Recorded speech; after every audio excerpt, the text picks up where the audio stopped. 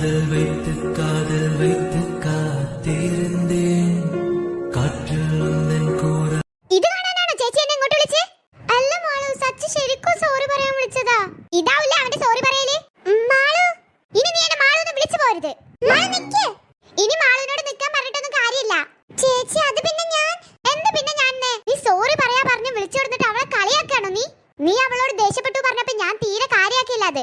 ഇപ്പൊ മനസ്സിലായി നീ അവളെ ചതിച്ചതാണെന്ന്. എന്നെയും നീ ചതിച്ചുപ്പോ.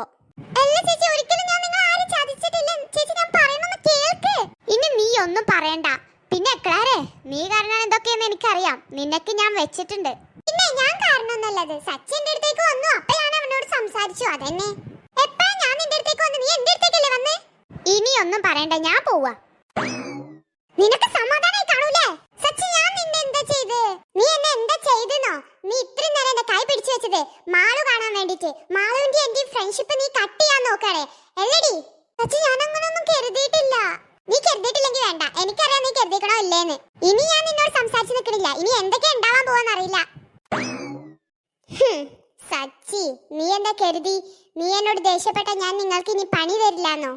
അതൊരിക്കലും നടക്കാൻ പോകുന്നില്ല. നീ ഇനി എന്തെന്നെ ചെയ്താലും ഞാൻ മാളുവിനിട്ട് പണി കൊടുത്തോണ്ടിരിക്കും. സച്ചനെ വഴക്ക് പറഞ്ഞപ്പോ എനിക്ക് വിഷമായി. എങ്കിലും സച്ചനെ വഴക്ക് പറഞ്ഞാലെന്താ, മാളുവിനെ എനിക്ക് കരയിപ്പിക്കാൻ സാധിച്ചല്ലോ. പിന്നെ സച്ചിക്ക് എന്റെ നീക്കങ്ങളൊക്കെ മനസ്സിലാകുന്നുണ്ട് തോന്നുന്നു. അതുകൊണ്ട് ഇനി ഇവിടെ വെച്ചിട്ടുള്ള പണിയൊക്കെ സ്റ്റോപ്പ് ചെയ്യണം. എന്നിട്ട് ആരും അറിയാതെ മാളുവിനിട്ടിട്ട് ഒരു മുട്ടൻ പണി തന്നെ ഞാൻ കൊടുത്തിരിക്കും. ഈ ക്ലാര എന്ത് ചെയ്യുന്നു പറഞ്ഞാലും അത് ചെയ്തിരിക്കും. എൻ്റെ അടുത്തൊരു മുട്ടൻ പണിയുണ്ട്. ആ പണി കൊടുത്താ മാളുവിന് സച്ചിയെയും കാണാൻ കഴിയില്ല, സച്ചിക്ക് മാളുവിനെയും കാണാൻ കഴിയില്ല. മാളു, ഇനി സച്ചി എനിക്കുള്ളതാ. നിനക്കുള്ള പണി സ്റ്റാർട്ടായിരിക്കുന്നു.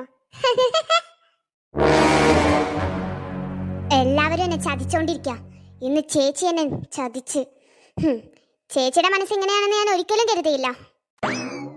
മാളു, ഇനി എന്താ വേണ്ടേ? ഇനിയും ചേച്ചിക്ക് എന്നെ സങ്കടപ്പെടുത്തണോ?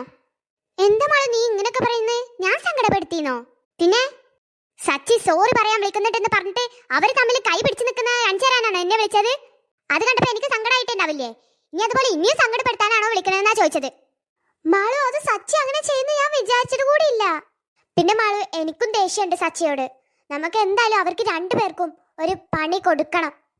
അത് ചേച്ചി പറയേണ്ട ആവശ്യമൊന്നുമില്ല. അത് ഞാൻ എപ്പോഴോ കരുതി കഴിഞ്ഞു.